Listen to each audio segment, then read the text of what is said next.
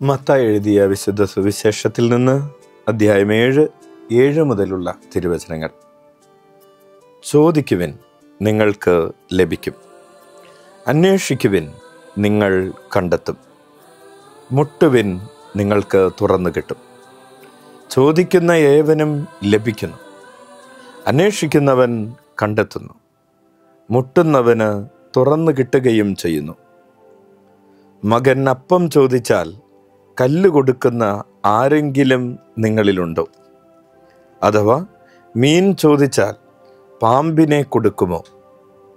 മക്കൾക്ക് നല്ല വസ്തുക്കൾ കൊടുക്കണമെന്ന് ദുഷ്ടരായ നിങ്ങൾ അറിയുന്നുവെങ്കിൽ നിങ്ങളുടെ സ്വർഗസ്ഥനായ പിതാവ് തന്നോട് ചോദിക്കുന്നവർക്ക് എത്രയോ കൂടുതൽ നന്മകൾ നൽകും. മറ്റുള്ളവർ നിങ്ങൾക്ക് ചെയ്തു തരണമെന്ന് നിങ്ങൾ ആഗ്രഹിക്കുന്നതെല്ലാം നിങ്ങൾ അവർക്ക് ചെയ്യുവിൻ. ഇതാണ് നിയമവും പ്രവാചകന്മാരും. ഈശോ മിശിഹായിക്ക് സ്തുതിയായിരിക്കട്ടെ. പ്രിയപ്പെട്ടവരെ, ഇന്ന് മാർച്ച് മാസം 12-ാം തീയതി ഈ രാത്രിയിൽ നമ്മൾ ഈശോയുടെ ചുറ്റുമിരിക്കുമ്പോൾ ഈശോ നമ്മോട് പറയുകയാണ്, നിങ്ങൾ ചോദിക്കുവിൻ, നിങ്ങൾക്ക് ലഭിക്കും. നിങ്ങൾ അന്വേഷിക്കുവിൻ, നിങ്ങൾ കണ്ടെത്തും. മുട്ടുവിൻ, നിങ്ങൾക്ക് തുറന്നു കിട്ടും.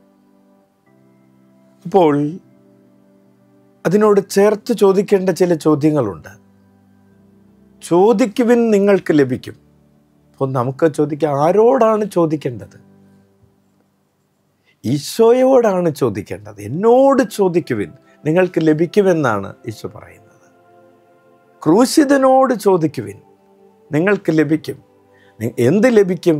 നിങ്ങൾക്ക് ഉത്തരങ്ങൾ ലഭിക്കും. നിങ്ങൾ വിശ്വാസത്തിന് വേണ്ടി ചോദിക്കുവിൻ, നിങ്ങൾക്ക് വിശ്വാസം ലഭിക്കും. ഈശോയെ, ഞങ്ങളുടെ വിശ്വാസം വർദ്ധിപ്പിച്ചു തരണമേ, സ്നേഹം വർദ്ധിപ്പിച്ചു തരണമേ. ചോദിക്കുവിൻ, നിങ്ങൾക്ക് ലഭിക്കും. അപ്പോൾ ഈശോയോടാണ് ചോദിക്കേണ്ടത്. എന്തൊക്കെയാണ് ചോദിക്കേണ്ടത്? നിന്റെ ജീവിതത്തിന് നന്മയായിട്ടുള്ളത്, ദൈവിക പദ്ധതികൾ നിന്റെ ജീവിതത്തിൽ പൂർത്തീകരിക്കപ്പെടണമേ എന്ന് നീ ചോദിക്കേ. നിനക്കത് ലഭിക്കും. ചോദിക്കുവിൻ, ഈശോയോട് ചോദിക്കുവിൻ, നിനക്ക് ലഭിക്കും. ഉത്തരങ്ങൾ ലഭിക്കും, അനുഗ്രഹങ്ങൾ ലഭിക്കും, കരുണ ലഭിക്കും. ഹല്ലേലൂയ. രണ്ടാമതായിട്ട് ഈശോ പറയാണ്, നിങ്ങൾ അന്വേഷിക്കുവിൻ. അപ്പോൾ അടുത്ത ചോദ്യം ഇതാണ്, എവിടെയാണ് അന്വേഷിക്കേണ്ടത്? അന്വേഷിക്കേണ്ട സ്ഥലം ഏതാണ്? നിങ്ങൾ ആ കുരിശിൻ്റെ വഴിയിൽ അന്വേഷിക്കുവിൻ. എന്തന്വേഷിക്കുവിൻ? നിത്യജീവന്റെ വഴി. ഹല്ലേലൂയ. എങ്ങനെയാണ് നിത്യത പ്രാപിക്കേണ്ടതെന്ന് നീ അന്വേഷിക്കുക. കുരിശിൻ്റെ വഴിയിൽ അന്വേഷിക്കുക. എങ്ങനെ അന്വേഷിക്കണം? പ്രത്യാശയോടുകൂടെ. അന്വേഷിക്കുന്ന മനുഷ്യനുണ്ടാകേണ്ട ഭാവം എന്താണ്? പ്രത്യാശയോടുകൂടെ, സ്ഥിരതയോടുകൂടെ. അമ്മ ത്രേസ്യ പറയുന്നത് പോലെ പ്രാർത്ഥനയിൽ നിനക്കുണ്ടാകേണ്ട ഒരു പുണ്യമാണ് സ്ഥിരത. അപ്പോൾ സ്ഥിരതയോടുകൂടെ നീ അന്വേഷിക്കണം. ക്രിസ്തുവിൻ്റെ ഹൃദയത്തിൽ നീ അന്വേഷിക്കണം. എന്തന്വേഷിക്കണം? ദൈവസ്നേഹം എത്രമാത്രമുണ്ടെന്ന്, എന്നെ ദൈവം എത്രമാത്രം സ്നേഹിക്കുന്നുണ്ടെന്ന് നീ അന്വേഷിക്കേ. എവിടെ അന്വേഷിക്കേ? ക്രിസ്തുവിൻ്റെ ഹൃദയത്തിൽ, ക്രൂശിതൻ്റെ ഹൃദയത്തിൽ അന്വേഷിക്കേ. നീ കണ്ടെത്തും. എന്ത്? ദൈവം നിന്നെ എത്രമാത്രം സ്നേഹിക്കുന്നുണ്ടെന്ന് നീ കണ്ടെത്തും. മൂന്നാമതായി ഈശോ പറയുകയാണ്, നിങ്ങൾ മുട്ടുക, നിങ്ങൾക്ക് തുറക്കപ്പെട്ട് കിട്ടും. എവിടെയാണ് മുട്ടേണ്ടത്? ഏത് വാതിലിലാണ് മുട്ടേണ്ടത്? ആരുടെ വാതിലിലാണ് മുട്ടേണ്ടത്? നീ മുട്ടേണ്ടത് ക്രൂശിതൻ്റെ വാതിലിലാണ്. നീ ക്രൂശിതൻ്റെ വാതിലിൽ മുട്ടിയാൽ, അവൻ്റെ ഹൃദയത്തിൽ മുട്ടിയാൽ, അവിടുന്ന് നിനക്ക് തുറന്നു തരും. ക്രൂശിതൻ്റെ വാതിൽ, ഹൃദയവാതിൽ നിനക്ക് വേണ്ടി തുറക്കപ്പെടുന്നത് എന്തിനു വേണ്ടിയാണ്? ആ സ്നേഹവാതിൽ നിനക്ക് വേണ്ടി തുറക്കപ്പെടുന്നത് നീ അകത്ത് പ്രവേശിക്കാൻ വേണ്ടിയാണ്. Hallelujah, hallelujah. പ്രിയപ്പെട്ടവരെ, നമുക്ക് കിട്ടേണ്ടത്, നമ്മൾ അന്വേഷിക്കേണ്ടത്, നമ്മൾ കണ്ടെത്തേണ്ടത് ദൈവരാജ്യത്തിൻ്റെ നിധികളാണ്. എല്ലാറ്റിനുമുപരി നമ്മൾ ക്രിസ്തുവിനെയാണ് കണ്ടെത്തേണ്ടത്. അവിടുത്തെ വാതിൽ നമുക്ക് വേണ്ടി തുറക്കപ്പെട്ട് കഴിയുമ്പോൾ നമ്മൾ എവിടേക്കാണ് പ്രവേശിക്കേണ്ടത്? നമ്മൾ പ്രവേശിക്കേണ്ടത് ആ ദൈവ സന്നിധിയിലേക്കാണ്, ദൈവ സാന്നിധ്യത്തിലേക്കാണ്. ഈശോ നമ്മോട് പറയുകയാണ്, നിങ്ങൾ ചോദിക്കുവിൻ, എന്നോട് ചോദിക്കുവിൻ, നിങ്ങൾ അന്വേഷിക്കുവിൻ, നിങ്ങൾ എന്നിൽ അന്വേഷിക്കുവിൻ, നിങ്ങൾ മുട്ടുവിൻ, നിങ്ങൾ എൻ്റെ ഹൃദയത്തിൻ്റെ വാതിലിൽ വന്ന് മുട്ടുവിൻ, നിങ്ങൾക്ക് തുറക്കപ്പെടും, നിങ്ങൾ കണ്ടെത്തും, നിങ്ങൾക്ക് ലഭിക്കും. സ്വർഗീയമായ എല്ലാ അനുഗ്രഹങ്ങളും, ജീവൻ്റെ സമൃദ്ധിയിലേക്ക് നിന്നെ നയിക്കുന്നതെല്ലാം നിനക്ക് ക്രിസ്തുവിൽ ലഭിക്കും. Hallelujah, hallelujah. എന്നിട്ട് ഈശോ അവസാനം പറയുകയാണ്, മറ്റുള്ളവർ നിങ്ങൾക്ക് ചെയ്തു തരണമെന്ന് നിങ്ങൾ ആഗ്രഹിക്കുന്നത് അപരരോടും ചെയ്യുക. ആരാണീ മറ്റുള്ള ഒരാൾ? ക്രിസ്തുവാണ് ആ മറ്റൊരാൾ. ക്രിസ്തുവാകുന്ന ആൾ നിനക്ക് ചെയ്തു തരണമെന്ന് നീ എന്തൊക്കെ ആഗ്രഹിക്കുന്നുണ്ട്, അതെല്ലാം നീ അപരന് വേണ്ടി ചെയ്തു കൊടുക്കുമ്പോൾ നീ ക്രിസ്തുവായിട്ട് മാറും. Hallelujah, hallelujah.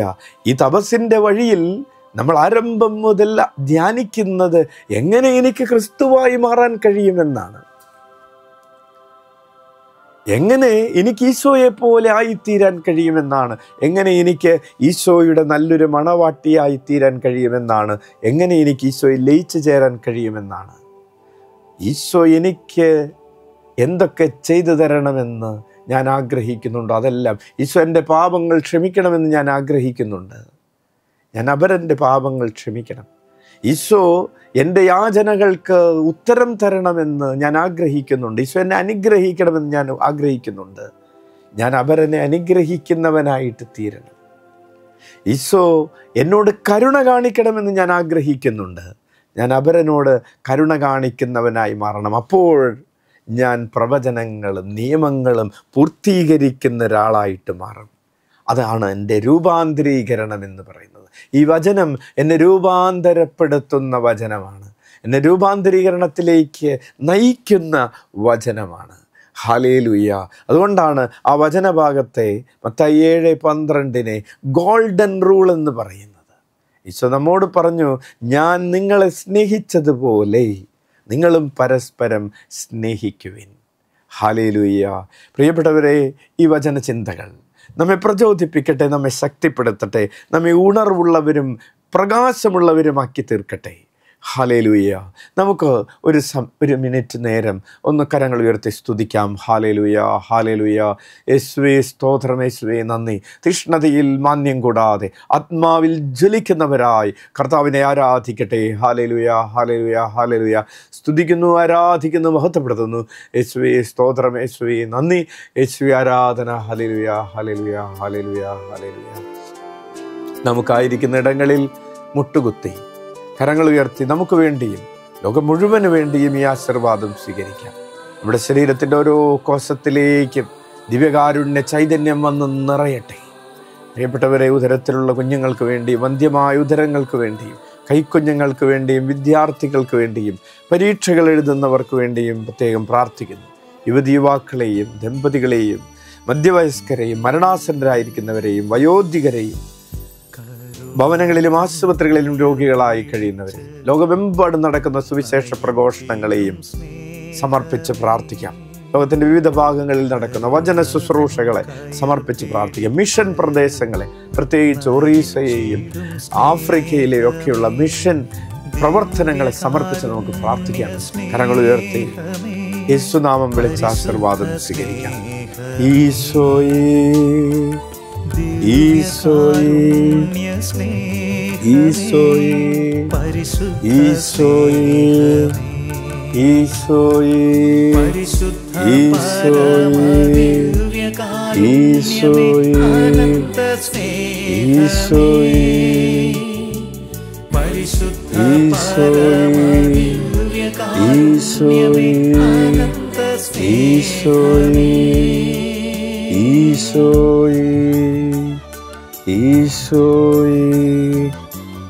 ഈശോയേ,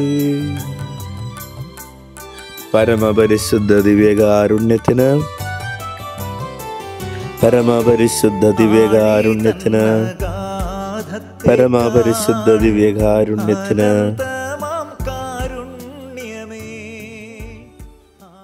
പ്രിയപ്പെട്ടവരെ, എല്ലാവർക്കും നല്ലൊരു രാത്രി, സുഖനിദ്രയുള്ള രാത്രി, സന്തോഷം പ്രാർത്ഥനയൊക്കെയുള്ള രാത്രി ആശംസിക്കുന്നു. നാളെ കൂടുതൽ ഉണർവോടെ സന്തോഷത്തോടുകൂടെ ദൈവരാജ്യത്തിൻ്റെ ശുശ്രൂഷകൾ ചെയ്യാനും അവിടുത്തെ അന്വേഷിക്കാനും അവിടുത്തെ കണ്ടെത്താനും ഇടവരട്ടെ എന്ന് പ്രാർത്ഥിക്കുന്നു.